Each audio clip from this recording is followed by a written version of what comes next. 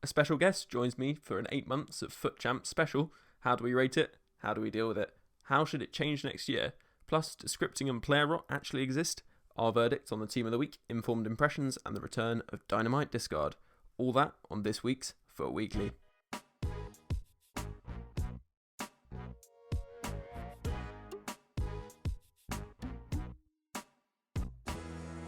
Welcome to week 32 of FUT Weekly. I'm Ben, no Horace this week as he's moving house this weekend, but I've managed to snag a guest who isn't American for possibly the first time in FUT Weekly history. I've snagged former FUTStock and Foothead podcast host Matt Metz Lambourne. Hi Matt. Hey Ben, thanks for having me on, and it's nice to get to finally talk to you face to face or Skype to Skype as we're doing here, but yeah, great to be part of the show. No problem. Yeah, it's kind of strange because we've obviously both heard each other talk a lot, but never actually had a conversation, which is strange. I was very surprised by your magnificent beard when we got online this evening. So yeah, it's good to put a face to the voice, although the rest of the listeners won't know that. Yeah, but, doesn't really help. But, it's nice to talk to someone about FUT other than my usual compadre. Yeah. Shame we couldn't have him along as well, but it's at least slightly less confusing considering you're both called Matt. Yes. So that's only a good thing. And the other good thing is we've got you in to give us kind of different perspective on FUT Champs, this year's gameplay, scripting, on player rot, things like that. And I'm really interested to find out your views on these things for the rest of the podcast. And also your views on this team of the week, which we'll come to later. And, of course, your Dynamite Discard, which I think you're going to be bringing. But before we get on to that, I'll start off by just asking you, what are your thoughts on FUT Champs? It's been 8 months. It's such a love-hate thing with Weekend League, and I'm sure it's the same for most people, but I was so excited when they came out with the details of FIFA 17 before it was released and they announced FUT Champs. I thought this was going to be the best thing ever. And I'm not going to say, it's the worst thing ever, but I don't think it's lived up to its potential. I mean, to be fair, this is their first go at it, so there was always going to be teething problems and refinement to be made along the way. But what started as a wonderfully ambitious project is basically revealed all of the negative aspects of playing online FIFA, which is the try-hardiness. I'm not going to say cheating because they're not literally cheating, but people aren't playing for the fun of it whatsoever. And every weekend we're all on Twitter moaning about, oh, I've got to do Weekend League again, but I can't stop myself. And it's, why do we do it?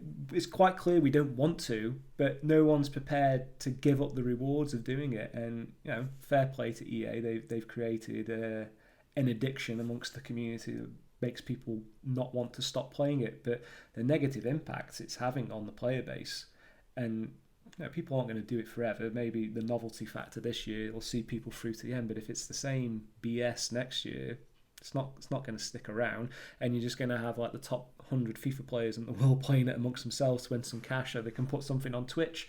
It needs a lot of work doing to it, but in principle, it's a wonderful idea. I just hope they refine it a little bit more for next year. Yeah, I absolutely agree. I think the biggest problem is the number of games, for sure, and maybe the duration of it. So if they ran it from Friday to Monday, and then maybe had a 3-day tournament instead, qualifying tournament, that might work slightly better in terms of kind of spreading the number of games that you'd have to play over more days. But I also think just the number of games needs to be reduced because it's just an unholy amount of games to play. More recently, I've been quitting a lot more games just because I don't need the coins necessarily from the DNF bonus, and I know when a player's better than me and when I don't want to be playing someone I'm playing, if you know what I mean. Yeah, no, once you get to a certain degree of falling behind, especially if let's say you go 2-0 down in the first 20, why would you carry on? You've got such a massive amount of time you need to invest into finishing the Weekend League, particularly if you're shooting for some of the higher rankings.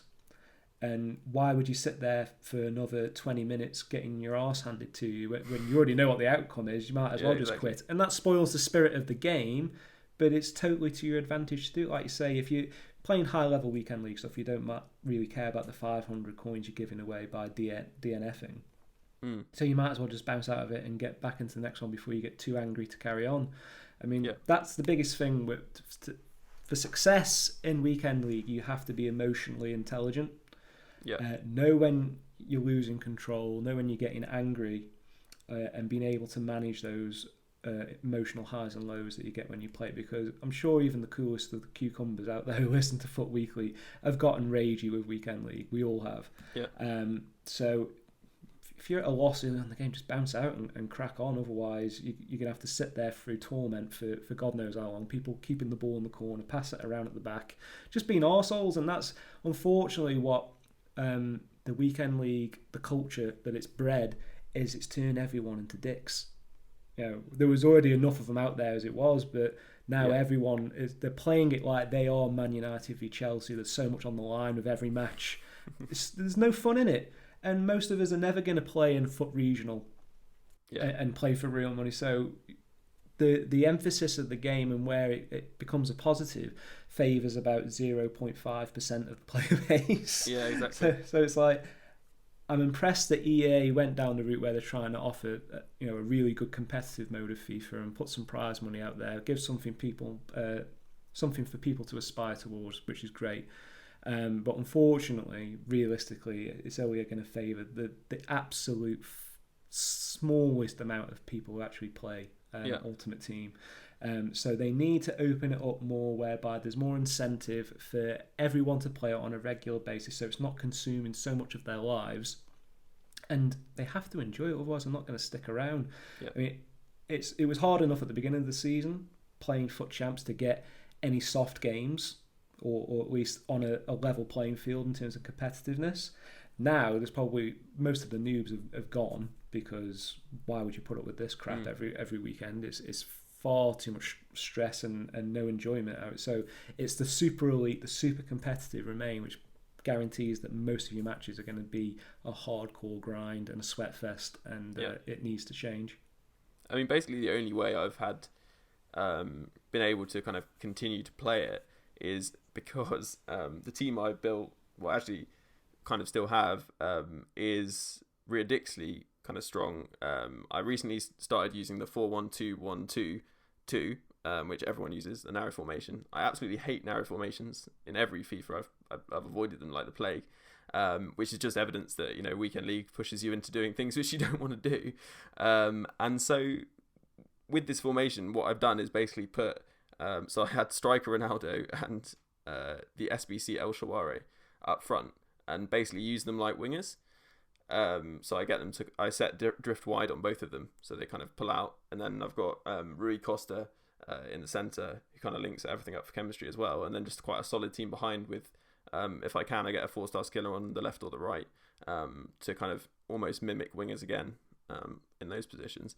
And what that's basically allowing me to do is play the formation a bit like how I want to, but I was kind of like, I'll try it out in a weekend league once, and I probably won't like it because I don't like it as a formation generally.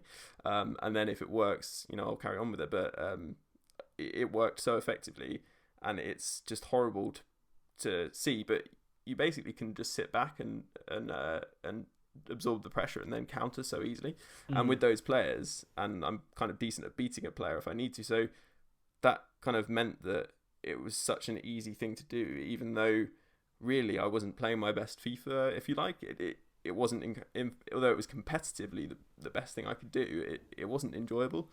It's become a tactical bore fest, unfortunately. I mean, can you imagine in previous iterations of Ultimate Team, let's say you're playing seasons or friendlies or just one of the Gold Cup that you used to get in the old ones, you'd never set your fullbacks to stay back at all times.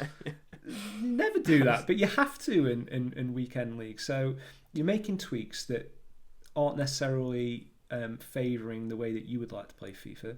I'm sure if someone who's been playing as long as you, Ben, you have a certain way of expressing how you look at football when you play Ultimate Team. You like building teams a certain way and have fun with it, whether it's skilling or whatever. But now everyone's like so tactically aware, and counter-attacking is the big thing now.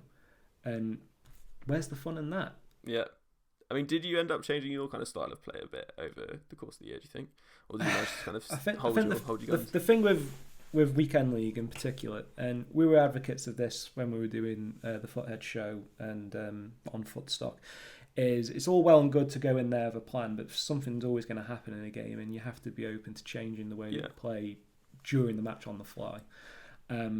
I like playing 4-3-3 variants. I'm not the best skiller in the world, but I've got a bit of a repertoire, and I wasn't the sort of person who would score more goals and appearances with someone like Ronaldo, put it that way. Most of my play, or good effective play, goes through the middle. So reverting to a narrower formation actually works out quite well for me. But I don't enjoy it. It's effective, but it's not always fun to do. And people want to use those exciting, high-rated, wide players like your Ronaldos, Messis, and Neymars, etc., but it's not necessarily the most effective way to play Ultimate Team, which kind of defeats the point. EA should be making it an ambition of everyone to obtain those sort of high-level players. But when you take them to Weekend League, it actually shows you that the true Ultimate Team isn't necessarily those super high-rated players that we all thought that we were striding for at the beginning. And that's one of the... You can look at it as a benefit or a negative of FUT Champions, is because so many really good players are playing it and sharing the way that they play it, whether it's on Twitch or YouTube or just sharing tips on Twitter and stuff, is that we've kind of reached the point now where we know what the de facto Ultimate Team is. That's why we see Butland, Smalling, Martial, Kante in every side you play in Weekend League. It's not because people have got a massive man crush on those players. It's because they're the best, and they don't always necessarily cost much money. So why are they making those players the ones that everyone needs to have to be competitive, when they would make more money by making you go after Ronaldo, go after Neymar, go after Messi, etc., or a legend or something like that? Yeah, I hear what you're saying. I think the only thing I'd maybe slightly say is that having used striker Ronaldo, there is, he is a phenomenal player, but I kind of know what you mean to the extent that, he's a phenomenal player, and he's like 2.5 million. Like, you're better off spending that elsewhere. The only reason why I've got him is because he has 5-star skills, and he's basically a winger playing at striker. But if I come against a player who's better than me, as long as he's not inept with the setup he's chosen, generally he's going to be successful against me, and generally he will beat me. I feel like Weekend League's quite good in that sense, because you're playing so many games, you're kind of bound to be beaten by better players at some point. Yeah, I mean, that is fair enough. You find out where you are in the pecking order in Weekend League, and that's hard to handle for some people, myself included. I had an elevated opinion of how good I was at FIFA until I played Weekend League. I think everyone did, to be fair. Yeah, and now I've been put firmly in my place. Now, if we're all a bit more chilled out about it and there were no rewards on the line, I'd fancy my chances in a lot more matches than I do in Weekend League, because I'm not always prepared to go 100% tactical and literally play to win. I still want to enjoy myself. If I play 40 games grindy, my weekend's going to be hell, and I'm going to make the weekend hell for everyone around me. So you've got to balance between, I think, the way I sort of approach Weekend League is you start off without too many high expectations. You play your first 10 matches and sort of see where you fall amongst that. If you've won the majority of them, then you take it very seriously after that, and you grind your way up the ranking. If you started off bad, which seems to happen to me quite a lot, but then I improve later on. But if I start off bad, I'm just like, okay, I'm not too bothered now. I'll just dick around and see what I can pull off. But I usually find myself finishing in the high silvers rather than the golds, because the first 10 matches dictate exactly where it's going to go as far as I'm concerned, and how much effort I'm prepared to put in. If I don't smash the first 10, I'm not playing all 40. No way. So I think that's actually quite a good way of doing it, though. I mean, it's kind of annoying because maybe if you're looking ahead to your weekend and then you play really well in the first 10, you suddenly realise, oh, maybe I'll make some changes to my plan so I can get those final games in. But one of my things that I'm always interested in, which a lot of people bring up on Twitter, is scripting and EA fixing things against people and those kind of things. And I was wondering what your thoughts are on that. I mean, kind of this relates to the Weekend League, but just overall, I mean, do you think that scripting and momentum and things like that are actually in the game? Because it's something that a lot of people have asked us, but I'm always reluctant to discuss just because I know that both Horace and I kind of don't think it is in the game. Okay, so if you don't think it's there, then anything I'm going to say is going to sound ridiculous. But no. the way I would justify it is this: we don't know for sure. and EA certainly haven't done a good enough job of disproving it. There are too many people out there saying it's there for it to be 100% coincidence. And if you're going to take everything EA tell you at face value, given what happened with Chemgate last year, you're an absolute idiot. You have to keep your mind open to the possibility that stuff goes on, and it's not always to your favour.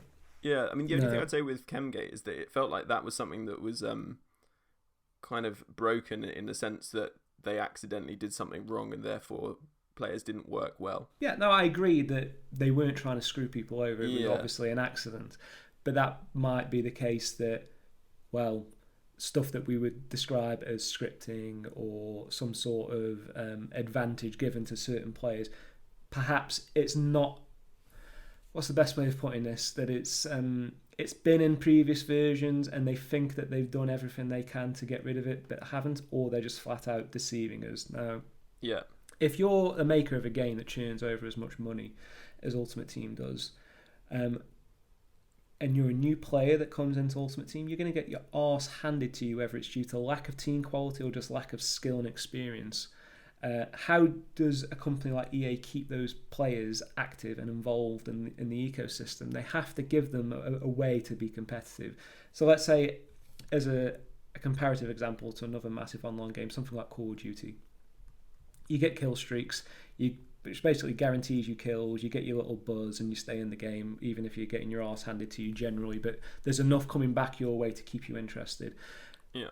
As far as FIFA's concerned, that shouldn't be happening, but a lot of people reckon it is. Now, I'm not going to turn around and say that things are blatantly match fixed or whatever, but you do seem to concede a lot of goals close to half time or close to the full time whistle, for instance. Now people go, oh, you changed your tactics, you're getting nervous or whatever. It's like, no, I think that isn't a coincidence. I think that's definitely part of the programming, and why they can't be honest about it, I don't know. I think they would rather keep things with a degree of obscurity whereby some people say it exists, some people don't, and ultimately we'll never reach an absolute conclusion about it. It's in EA's favour to not allow us to know every single detail about how Ultimate Team works under the hood, otherwise we'd figure it out and abuse it. So in that respect, I kind of understand why they aren't 100% transparent.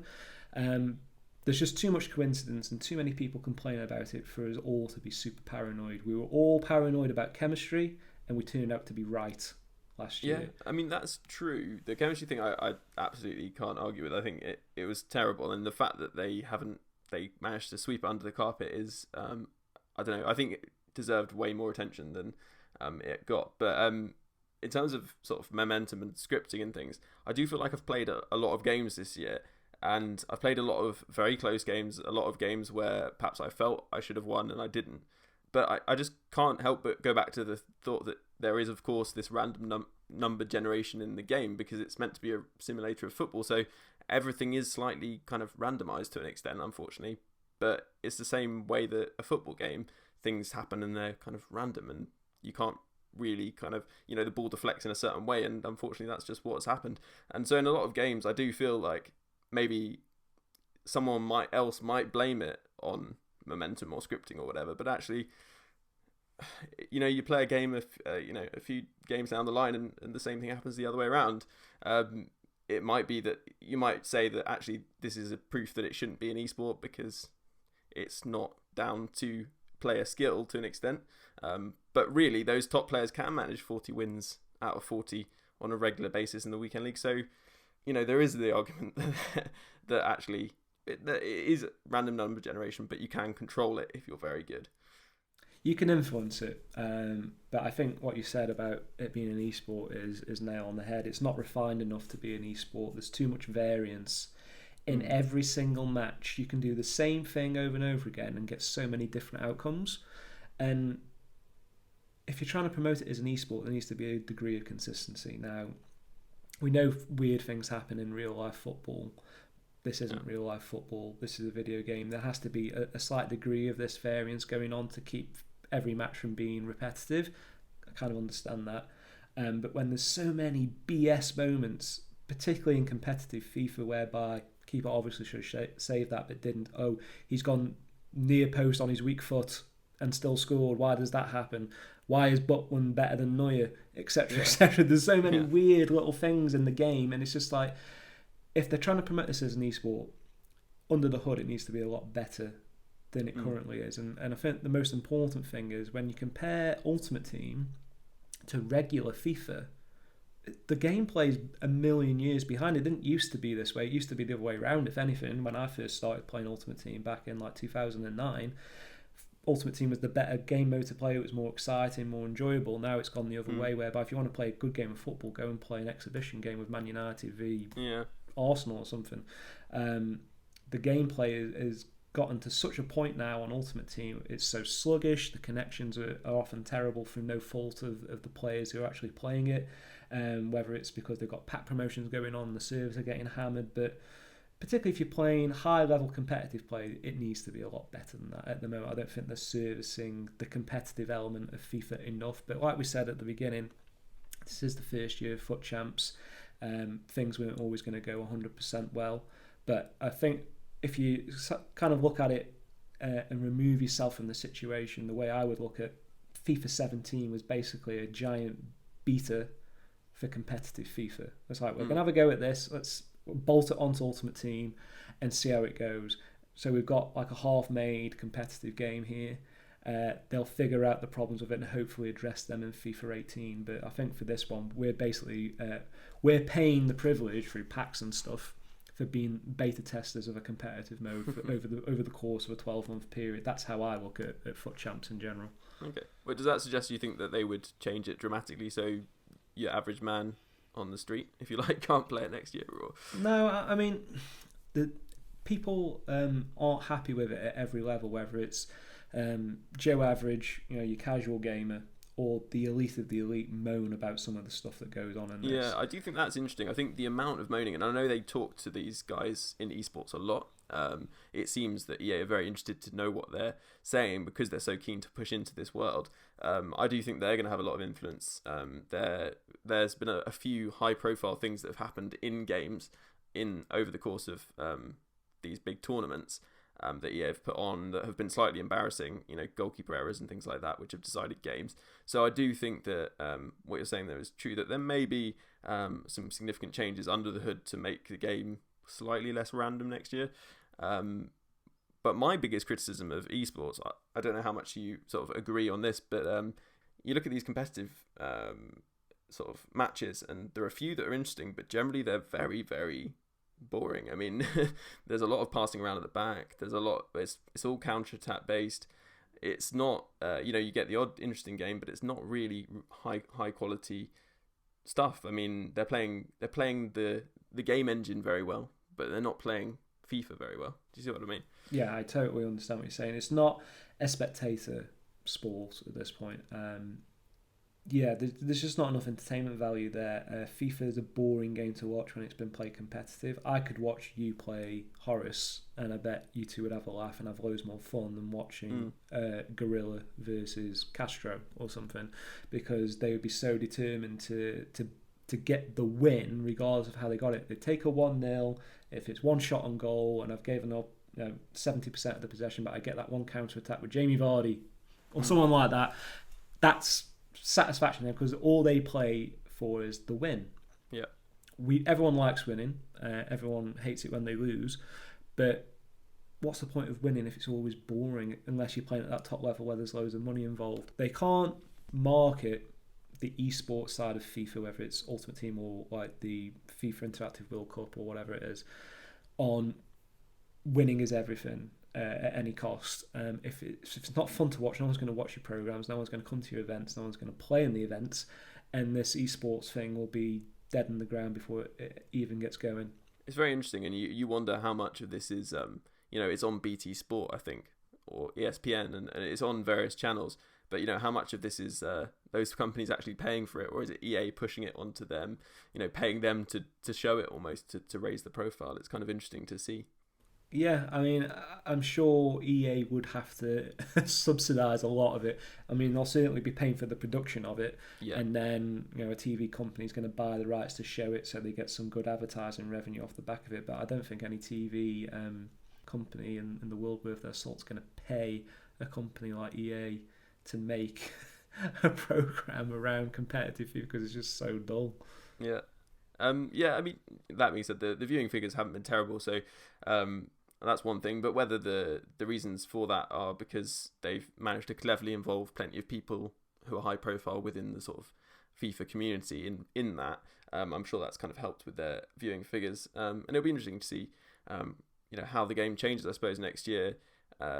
If there is, the way they make the game is slightly more entertaining to watch. Because I think actually, I remember a few years ago watching, I don't know whether you've heard of it, Hectic Dukes. He's quite a high profile PlayStation player. And when I was interested in trying to win Division 1 a year or two ago, I watched quite a lot of his stuff just to kind of get some tips. And the way he played at that time was very pass and move, very kind of free flowing. He used the 4-1-2-1-2 actually, but it was the wide version, and the plays that he was doing were pretty good to watch, and it was sort of an entertaining experience. But whether that was actually because he wasn't playing players of his standard because it was only divisions, and actually if he'd been playing one of the top 5 players in the world, maybe his the way he played would be different. But it's always the case, in real football, you do get quite tense games at the top level. But at the same time, those games have a lot more around them. It's the Champions League final. And I'm not sure whether FIFA is ever going to be able to replicate that kind of emotional attachment people have to the game. Yeah, I mean, I'm all for it if you're playing FIFA for £1 million and you need to be tactically better than the person you're playing against because you're not as good as them as a player. So obviously, you can't do it any other way. Why would you? But when it gets to a point now where you have so many rewards on the line on a weekly basis and a monthly basis, whereby you're encouraging people to play like an absolute twat on a regular basis, I think they'll get away with it this year because it's the first go. But if this becomes the norm, they may end up like killing the golden goose, because I think FUT Champs has the potential to be so big. I mean, it's already very big, but it can be so much bigger than it already is. But it has to be entertaining. Ultimate Team became big because it was way better than regular FIFA in terms of the gameplay, the trading aspect, building your teams. They improved on the winning formula. FUT Champs isn't improving on Ultimate Team in any way other than the prizes. If you take the prize away, who would play it? No one. Exactly. Yeah, I think one more thing just to add into this kind of whole thing about, I guess, a little bit about scripting and people saying the game's against them in certain ways. It's an interesting comment it's a classic comment on the YouTube video last week saying, oh, do you think that player rot is a thing? So the idea that the more you play with a player, at some point they kind of get worse and then they're not as good as they were before. I don't really buy that myself. I think it's one of those things that when you first get a player, they feel good because that's the first time you've used them or whatever. There's a kind of a freshness, and after that you don't look to play them in as much. You're not kind of so interested in them, and that naturally kind of dilutes your player and you don't get them involved so much. But also the other thing to add in response to that is that I do think ELO is a huge factor this year in the Weekend League, and a lot of people say, oh, it was classic, I won my first 10 games and then I lost my next 10. But that I've had that a few times, and genuinely the opponents I've played in the second 10 games have just been so much better than the players in the first 10. And I think that people often put EA kind of forcing them or forcing them to lose over the second 10 games down to EA's some reason kind of victimizing them, when I think it is genuinely because the way ELO works, if you win 10 games, your ELO is going to shoot up and you're going to be playing tougher opponents over the next 10 game period. Yeah, I think that makes perfect sense. I don't like it. No, I don't think it's a good way. I think it's a really strange thing to implement because it makes people kind of totally disillusioned. And I remember playing at sort of, I think it was almost 10 games that I'd won and then went on to lose the next 10 and just thinking, like what's the point if this is going to happen when I win? That kind of makes no sense. If I'm going to be successful when I'm playing and then suddenly I'm just going to be punished for that for 10 games, it doesn't make any sense. Yeah, it doesn't incentivize doing well unless you're one of the absolute best in the game. Yeah, exactly. I think the trouble that EA have created for themselves, the rod for their own back, is if you're trying to promote a super competitive mode with lots of good rewards like FUT Champs is, you don't want stories coming out where basically someone's saying he only won because he got 40 amazing random draws against soft players. It's supposed to be promoting the best of the best. Unfortunately, that means the best of the best. That isn't actually much fun. But the only truly fair way of doing it would be to make it entirely random, but then success and weekend league might come down to purely who got the best look of the draw, which would make it a bit of a sham. So there's a balance there to be found, whereby you should probably get forced to play a few elite level matches to sort of balance out your win rate. But what you were saying about player rot, I was actually thinking about this earlier today. Someone was posting in the Football 365 forum, which is where I frequent for my Ultimate Team information. Mostly I'd stay away from the EA forums. And people say the same things, like they buy a player, let's say someone from Team of the Week, they play 5 matches with them and they've got like 10 goals and 5 appearances. Like, this is my new favourite player, he's amazing. And then next week, like, he's shit. Or he's not very good, sorry for swearing. And I don't know if it's a mental thing. I don't believe player rot exists. But you basically make your determination about the true ability or suitability to your team of a new player that you buy or a new card within that first 5 matches. If you do really well with them, you love them, they're staying forever, best thing that's ever happened. If you don't play well in those 5 games, it's that player's fault. You sell them off and you don't go back to them. So it's purely about your initial way of rating a player based off your initial experiences tends to be how you stick to your opinion of that player. It doesn't change much over time unless you're lucky enough to be the sort of player who can score 150 goals in 100 matches with someone like Ronaldo or something. It's all about the short term with Ultimate Team. And it's also about the longer you play with a player, the more you find out their weaknesses. I think as much as you can say maybe you'd also find out some of their strengths, I think it is the case that you can just have a 6-game period where things go really well for that player and it works out, and then it might not work out over a longer period. And it's one of the reasons why I always find it ridiculous that people, when they review players, seem to suddenly have an opinion of them within a 5-game, 6-game period. It's just bizarre. Someone will be like, oh yeah, he scored me 8 goals in 6 games. Definitely the best player. Yeah, they do. They take the short-term performance into much too high of a consideration. Whereas what you should be doing is taking a player into a 40-game weekend league campaign and then saying at the end of that, well, how many extra wins did that player get me, whether it's through assists, goals, or whatever. But most people are too quick to judge much sooner than that. And we get some overinflated opinions about certain players off the back of that. But that's kind of covered the whole my frustration with people picking up EA's. The thing is, I think this goes back to the fact that having met with a developer, which I've mentioned a few times on this podcast over the course of the year, having met with a developer at a playtesting event, you kind of understand that they're not in it to do people over. Yeah, there might be some problems with the game, some issues which are unresolved, like the chemistry glitch, which was terrible, but they ultimately want to create something. It's their job, it's their profession. They want to create something that people enjoy playing. Many of them have worked on it for years and years, and maybe even since the inception of Ultimate Team, in the guy that I was speaking to's case. And it does matter to them what people think of the game, and it doesn't suit their interests, and it doesn't probably sit comfortably with them that they would kind of make the game deliberately unfair. And so that's kind of one of the reasons why I don't necessarily buy some of the stuff that people kind of go on about in this. But well, yeah, it's not a case of them making it deliberately unfair, but it's just so unbalanced. Yeah, and I think that's a totally fair point, which is different to kind of what a lot of people claim that EA are kind of personally victimizing them.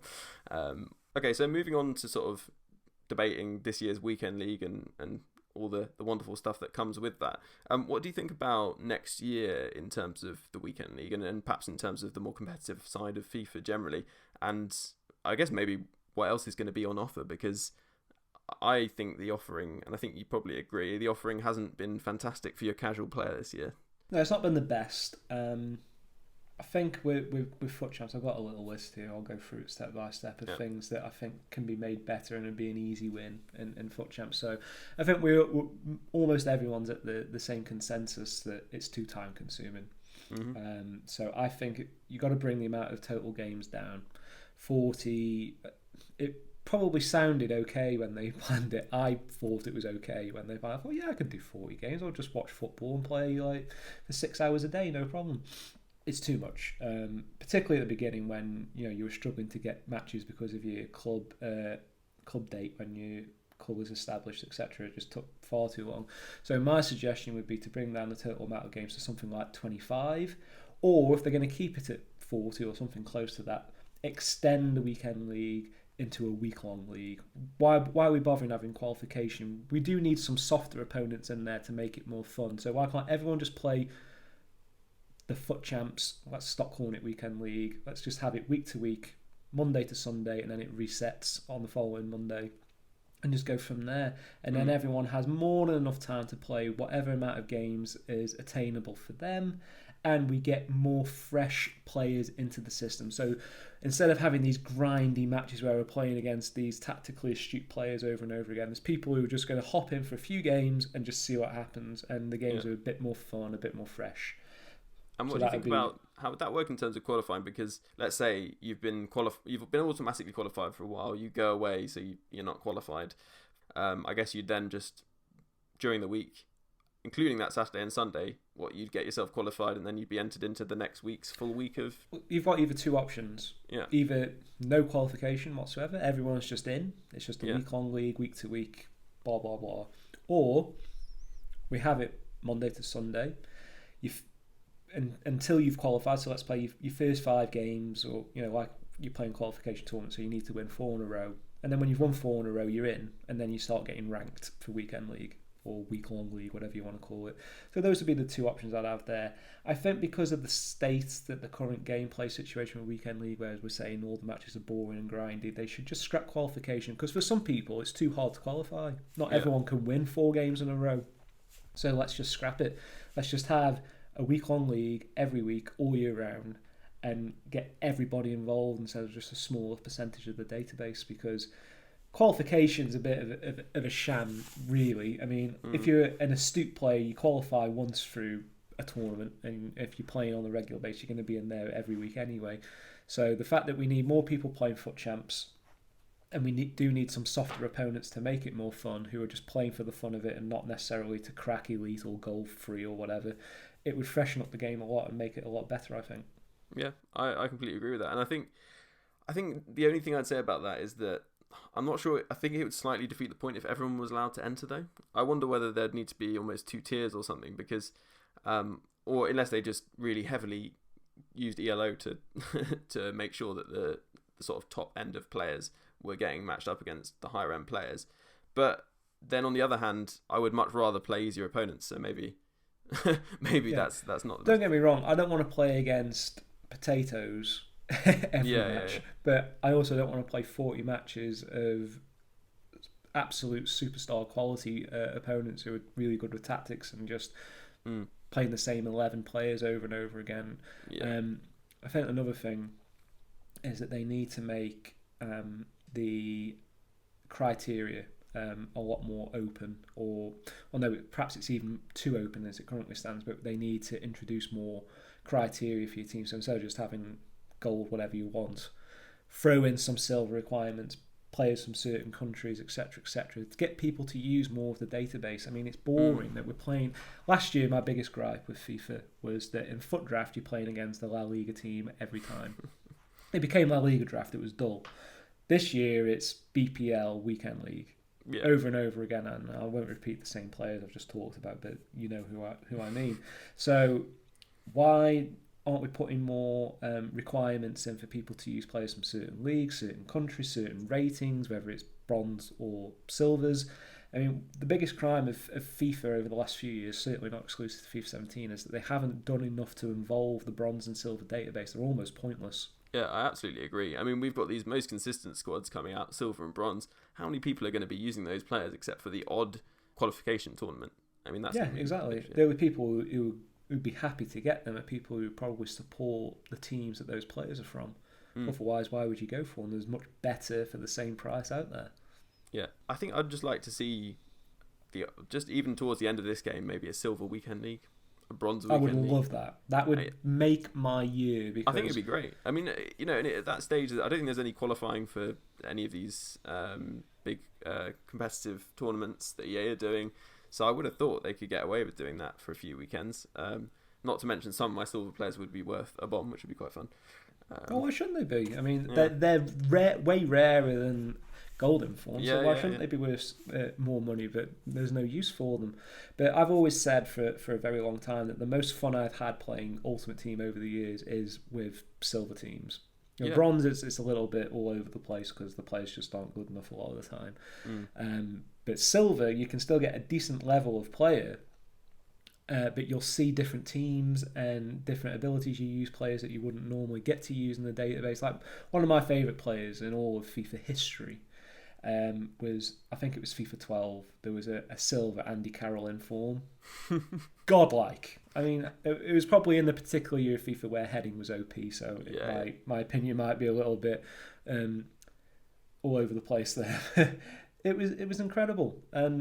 You actually enjoy playing those games, like you're saying in Weekend League, everyone's so try hard and not actually playing their best FIFA. But in Silvers, people were playing their best FIFA. And you don't play a Silver team just for the win, otherwise you just use Gold teams. So the right spirit of the game was there. So if they did do some Weekend Leagues, I don't know if people would actually want to play a Weekend League of Bronze, but maybe they would. But I certainly would do for Silver because the players are just about good enough to make it interesting. Absolutely, and I mean there are plenty of silver players which are better than their gold counterparts for sure, especially some of the informs. Even stats on the stats, not just performance in the game. So agreed.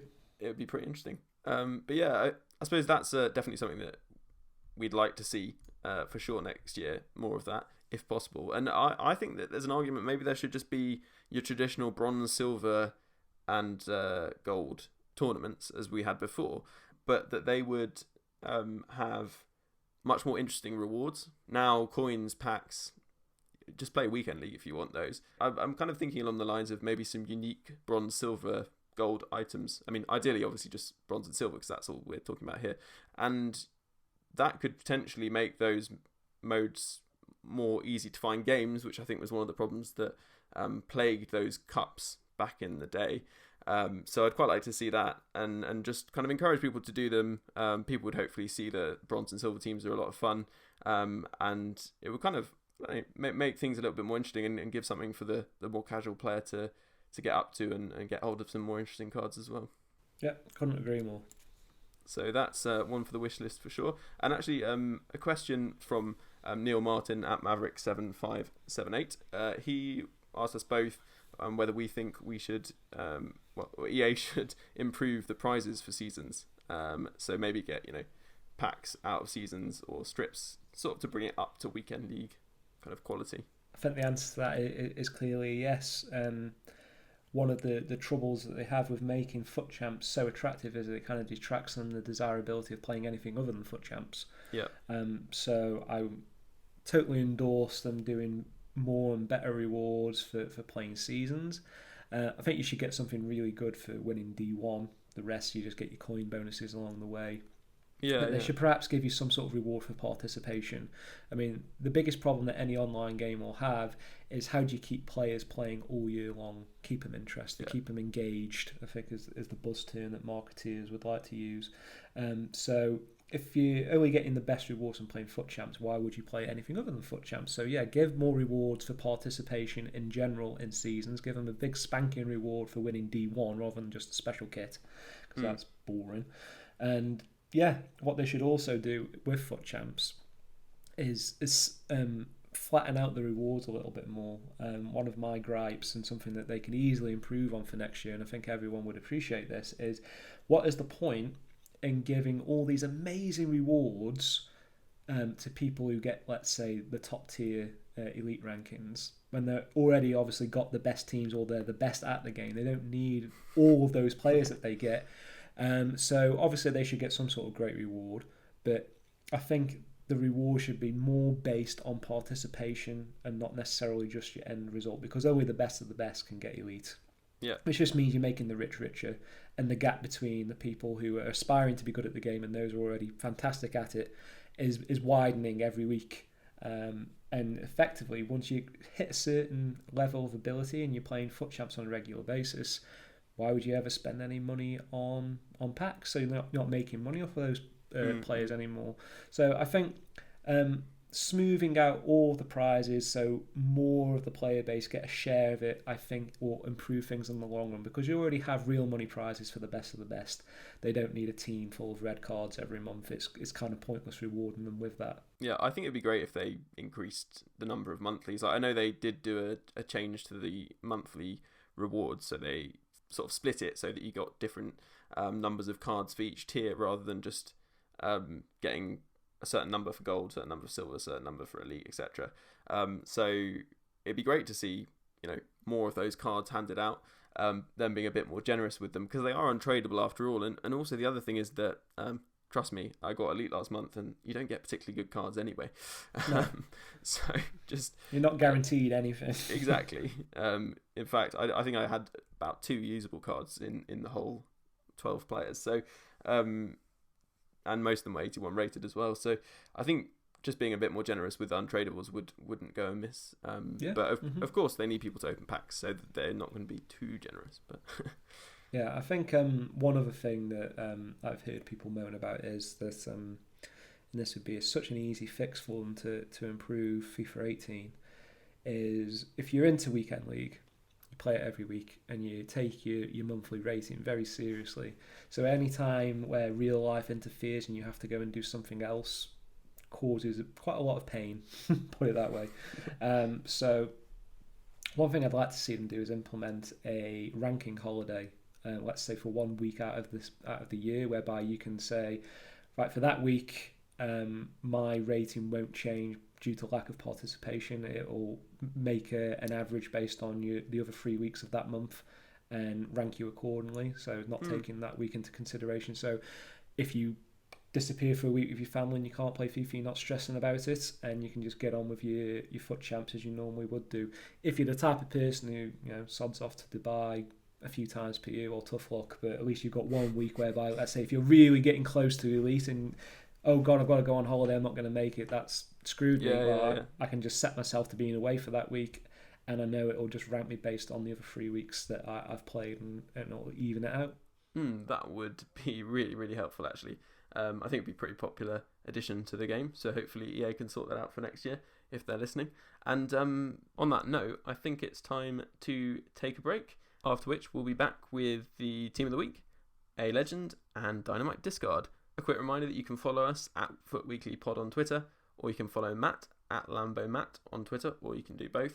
You can also subscribe to the podcast. Just search FUT Weekly on the Apple or Android podcast apps, or whatever other way you get your podcasts.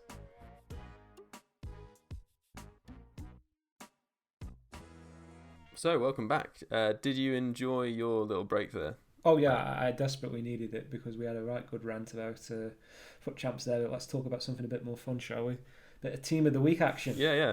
Exciting. So it's a good Team of the Week, actually. And we've got Hero Messi, of course, leading things. The change to a central position, I think, looks pretty exciting. Extinct already at the time of recording. Not a surprise with that position change. Yeah, a lot of people really like Messi this year, and a lot of the sort of top players and market influencers especially have been raving about him getting a central card, especially with everyone playing these narrow formations and wanting a kind of false winger, I suppose. So that looks like a really good card, and if you can afford him, why not try him out? That's probably like 0 of our listeners, but worth a shout. Yeah. I think one of the really interesting players in there, though, which we're not going to cover sort of individually, is Benteke. He's got really, really strong stats. And I think, actually, for me, looks like potentially a better player than Lukaku, just because he's got ridiculous agility. Well, for a big man, 87. Quite strong. Yeah, that's a very high rating. And I don't know, there might be an argument here that he could be some sort of magnificent cam as well, because he's got 94 vision very high passing in general, and of course the physicality and the excellent finishing would just make him a threat from just about anywhere. So I have seen some competitive players who like to use more physical cams with more devastating finishing rather than, say, dribbling prowess. So a fruity position change might be in order for Benteke there. Certainly you don't get too much use out of 84 passing overall for a striker, so you need to utilise him elsewhere to make the best of that. Yeah, absolutely agree. And I think he's one of those players that kind of just seems to always kind of be difficult to play against as well. I had a game where someone played him as a striker in cam, so he's on like no chemistry, and completely destroyed me. So you're probably right about that. Moving on to, I'll just run really quickly through some of the really rubbish players. So you've got Cow, Della Bella, Depreville, all of whom aren't particularly worth mentioning, although Depreville does have some decent stats. I think Raul is another player, the Brazilian centre-back, who, again, is just trash, and I'll definitely get in my monthly rewards. That's what he's there for. He's to balance up the tiers of rewards. So, 99% of red cards are going to be Raul on this one, or Kiao from Zurich. Yeah. And then you've got a sort of vaguely useful one in Fabian, who could be a decent cam, but he's got 4-star skills, so he's not going to be terrible. But on the bench, you've got some quality cards. Ter Stegen, the link to Barca players is a big plus, and the fact you can hybrid to German from Liga Santander, which is a huge advantage. And then 2 great strikers on the bench, Immobile and Martial. And Martial, another position change card. A bit of a theme this week, actually, the position changes. Everyone knows, you probably looked at his stats already, it's a really, really strong card. Yeah, and it's not one that has any chance of getting team of the season, so you can be reasonably assured that it's money well spent to buy him at this point, or at least wait a little bit until you get the inevitable team of the season dip.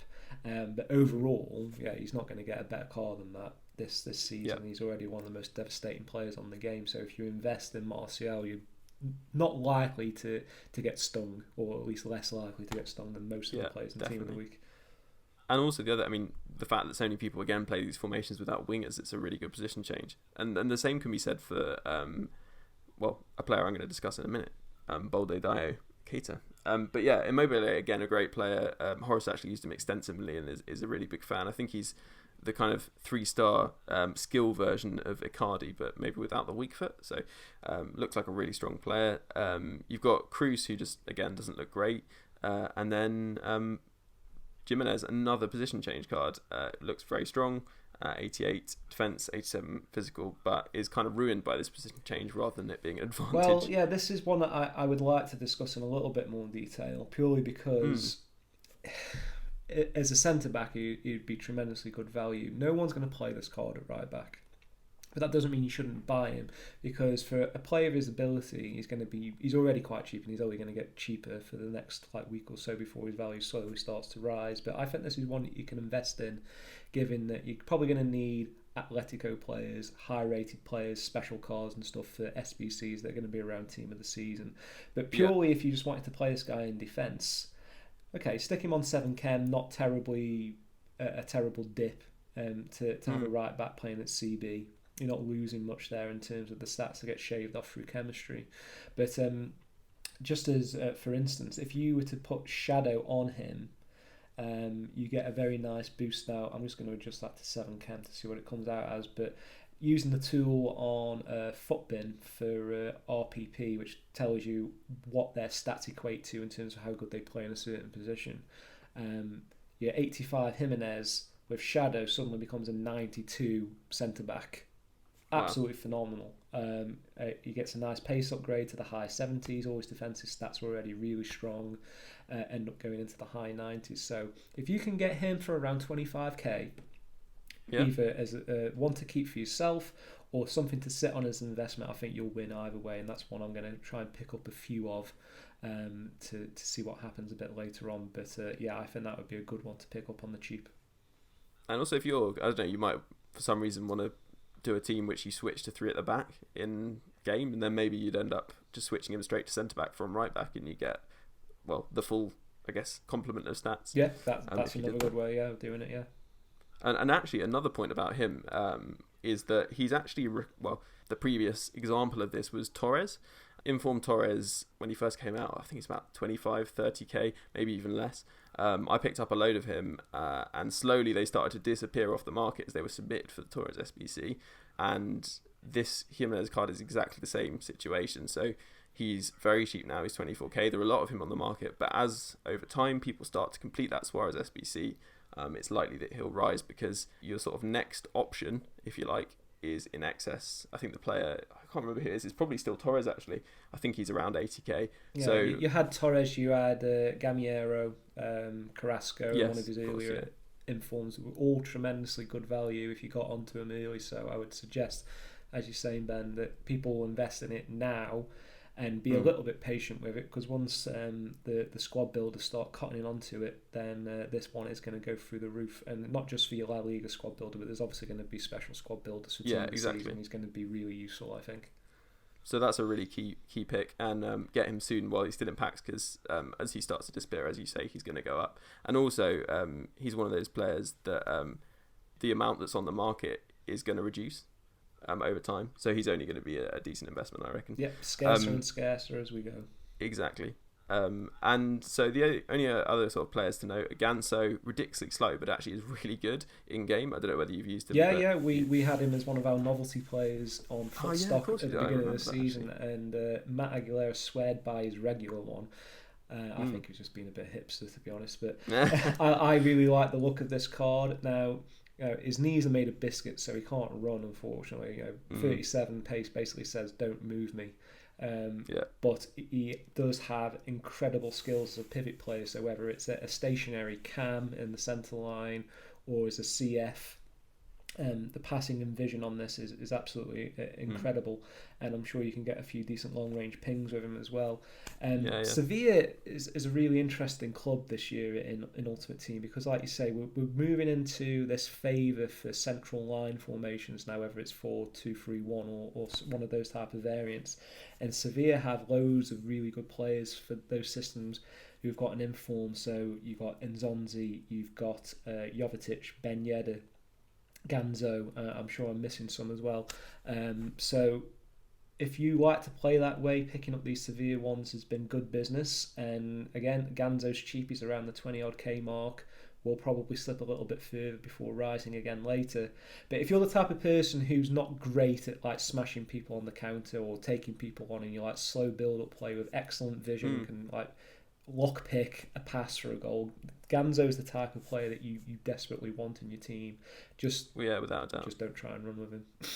Yeah, exactly. And Jovetic is fantastic. I've used him. I can't remember whether I actually did a review on him now, but he is really good, and well worth a go if you haven't used him. And he's really cheap as well, actually. So yeah, I think that's pretty much it. There's Matuidi as well, obviously really good. Matuidi's one of those players I don't really feel like an inform makes a huge amount of difference. He's just like one of those players who's really good anime. Yeah, he's already godly. We don't need more better Matuidis and Kantes. Yeah, and I didn't mention Jarstein, who's a Bundesliga 85 rated goalkeeper, and actually he could be one. Again, if there's team of the season SBCs which require players from a certain league, he's very cheap for an 85 rated player, and so could be well worth picking up. And actually doesn't look too bad, so he might be worth a go as well. Yeah, sounds like a good plan. Great. So let's just focus on your pick of the week.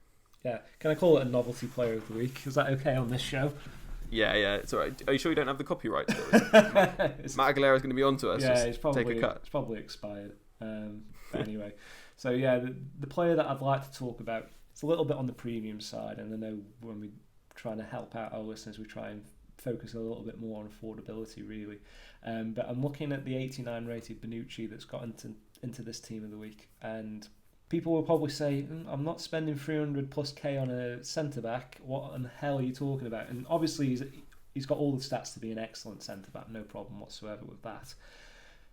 The thing about Bonucci, even his bog standard 87, was for a defender he has very good long range passing, which makes him as a good counter player because you can ping long through balls from your own half to, let's say, your wingers on the counter. Or you have the potential to move him up the field if you can take the hit on chemistry and play him at CDM, which is something that I've championed on podcasts for the last couple of years that Bonucci, once he gets an improvement, becomes the best CDM in Serie A, and this one's no exception.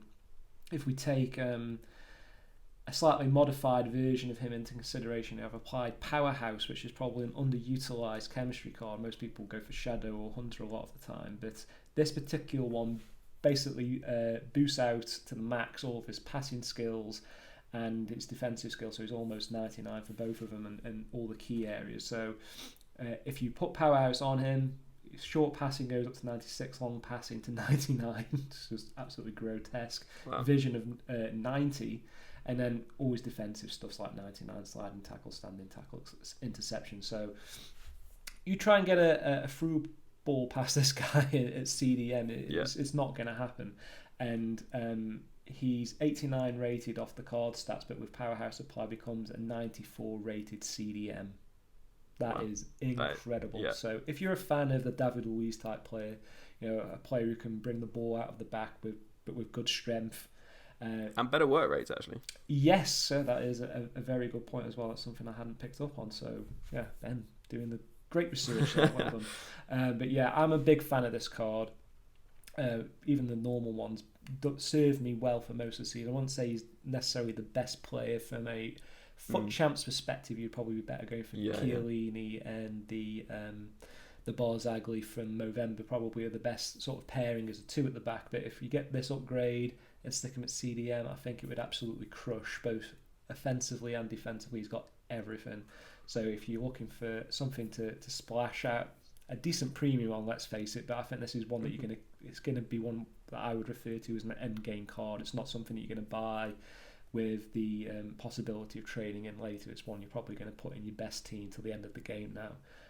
Absolutely worth the mileage there, I think. Yeah, absolutely. And I also think that, again, another opportunity to kind of switch things up. You could actually put him in a 5 at the back in the central role, maybe, and he'd work quite well there. Or you could push him up into the midfield with a sort of change in game if you wanted to retain his full chemistry. And actually, the 5 at the back, I've noticed the central position in that. If you put aggressive interceptions and joins the attack or pushes forward or something. Yeah, it's join CB to join in the attack. Yeah, so basically becomes like an attacking sweeper. Yeah, and that works really effectively. And I found that against the 4-1-2-1-2-2, so the formation that's super effective in Weekend League, if you switch to the 5 at the back, it actually counteracts that formation really effectively. And if someone like Bonucci, who can kind of move into midfield, is perfect for that kind of central role because you need to put pressure on their cam with that player, and that works very, very effectively. And I sort of recommend giving that a go. Let us know how it goes if you do that at FUT Weekly Pod, of course. Yeah, well, when I get hold of the card, I don't know if I'm going to do it like this week or some point in the near future. When I get it, I will come back to you with a review because it will be exclusively used at CDM or certainly further up the field. Like you say, he's too good to play as a defender. Yeah, definitely. Right, let's move on to my pick this week, which is going to be Balde Diao. Now, okay, this is another position change card, but I don't know whether he'd be better than Martial. Martial is just one of those players who's kind of perfect for the way the game plays, but he's definitely your kind of Calcio A, Serie A equivalent to Martial. He's the closest thing you're going to get in that league. And 4-star like Martial, 6 foot like Martial, and about 95 acceleration and sprint speed, just like Martial. But the thing that I find interesting about this card is that you don't really need to boost his pace and strength, and that allows you to play Sniper on him. And Sniper's a really underrated chemistry style when you've got a guy who has good pace and strength. What that's going to give you is 90 agility, 93 balance, 79 reactions, 97 ball control, and 99 dribbling. So that's obviously more than adequate in that area. And then the shooting, which starts off relatively poor. With Sniper, you've got 96 positioning, 96 finishing, 90 shot power, which is just his standard because Sniper doesn't boost that, but that works out fine. 86 long shots, again not boosted, 91 volleys and 84 penalties, and 87 short passing. And of course that 84 strength and 85 strength and 84 stamina. So yeah, he looks phenomenal. And the best thing about him, as everyone will know, I'm a big fan of finesse shot trait he has as well. So he's going to finish any chance if you finesse it, basically. Finesse shot trait is just a ridiculously good thing to have on a player, and a player with this kind of physical, this kind of agility, this kind of pace. It looks pretty amazing. Yeah, I think he really fills in a much needed niche in Serie A, because it's always been in Ultimate Team like the go-to sort of budget OP league to build around, but it's generally struggled for like outstanding strikers, maybe with the exception of having one good one in previous years. It's Tevez, and now you have like Higuain crushing it for Juve, but I don't find that Higuain translates really well to Ultimate Team. I find it difficult to replicate how deadly he is in real life. Whereas now you've got a decent selection of like big man strikers who are getting repeat informs, so like your Belotti, your Immobile, etc., etc. And then that only really left someone like Muriel as an informed choice for a speedster. And I know you've spoken quite well about Muriel in previous episodes, but I wouldn't say he's like top rate. He's good, but not great. Balde Diao might fill that gap, especially once you put the sniper card on, like you say, and you really sort of even out those stats, and he sort of tops out the high 90s in all the crucial areas. Powerful, strong, great passing, agility, finishing. It's hard to see how it wouldn't work. I mean, we haven't had an opportunity at this point to test him, but I have a feeling this is going to be one that you'll come up against in Weekend League a lot.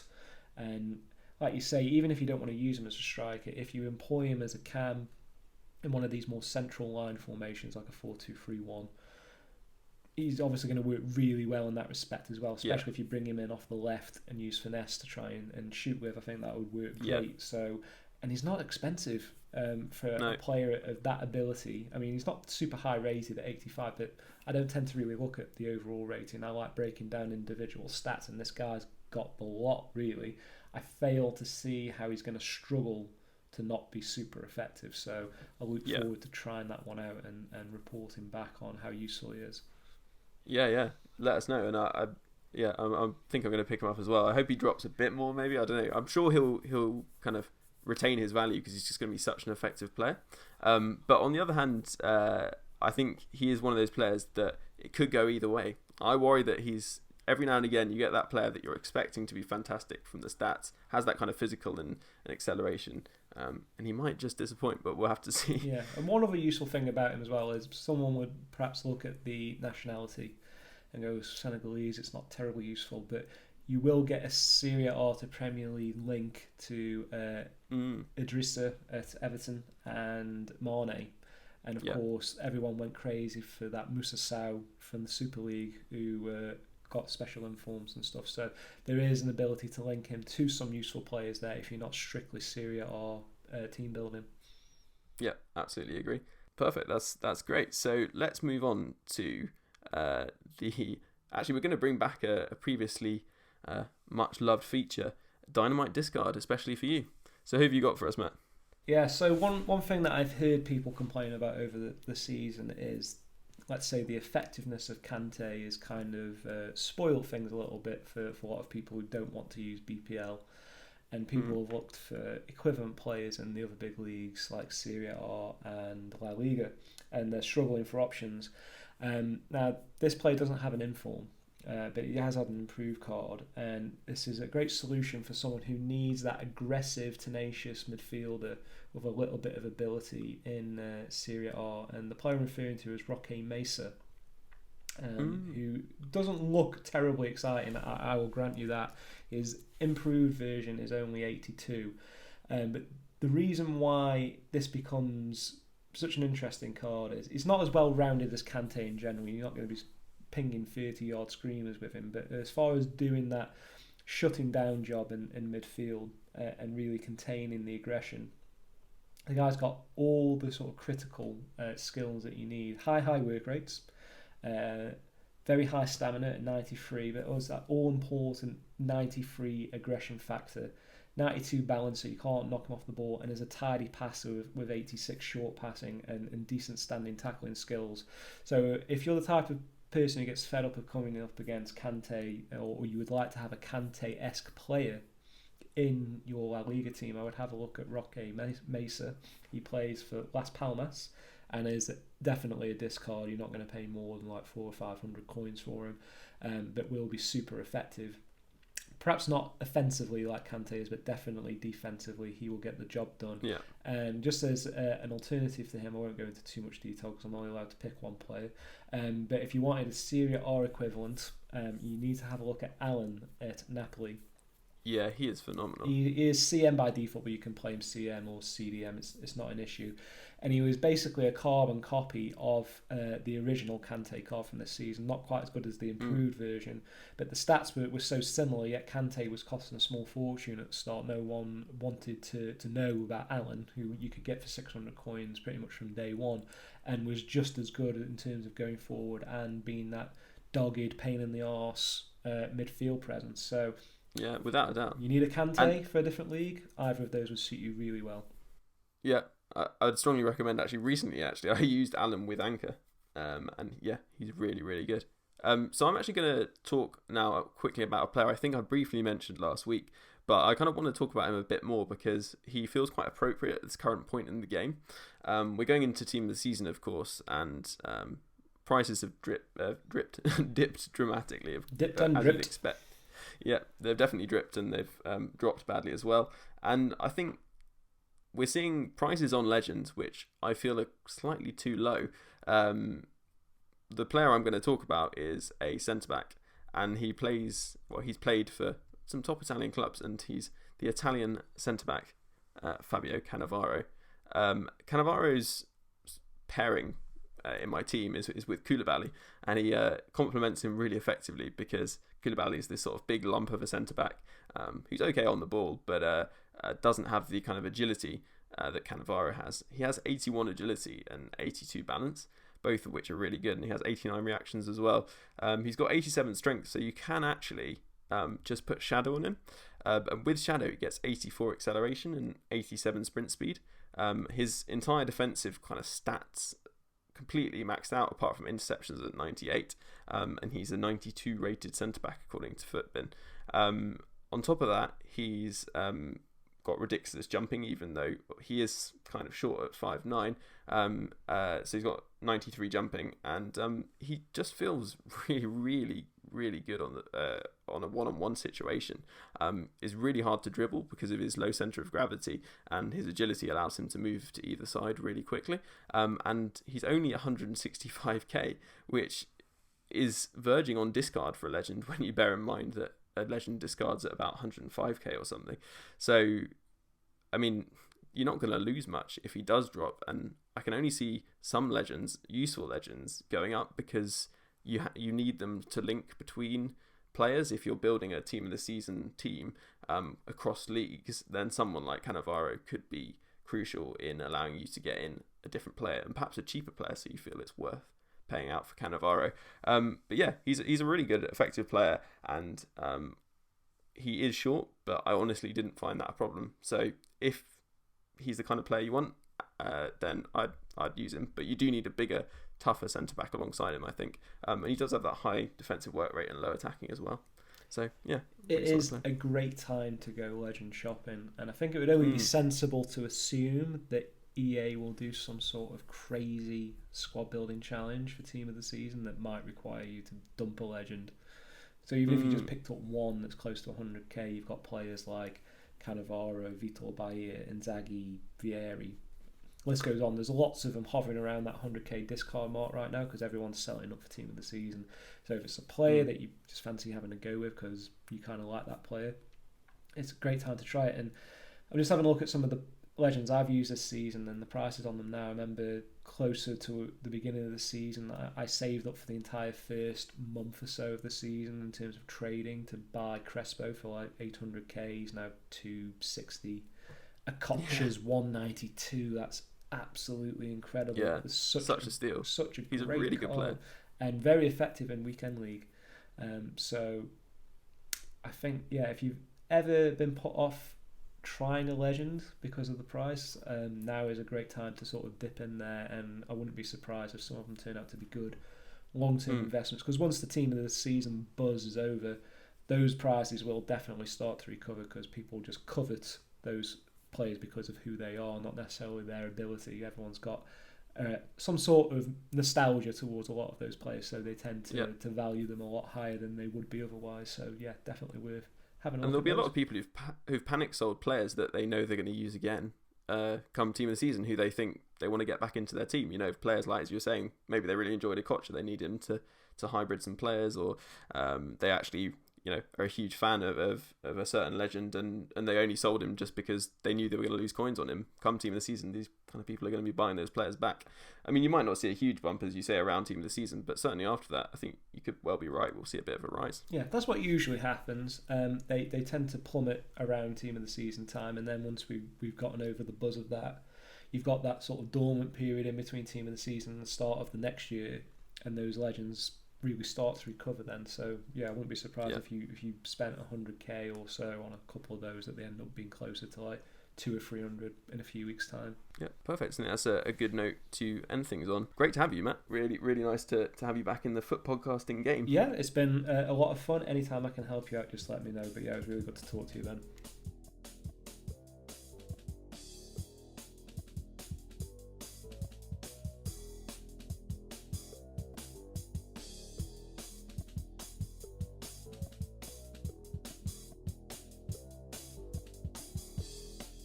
That might be the end of the podcast, but the discussion doesn't end there. Tweet us at FUTWeeklyPod.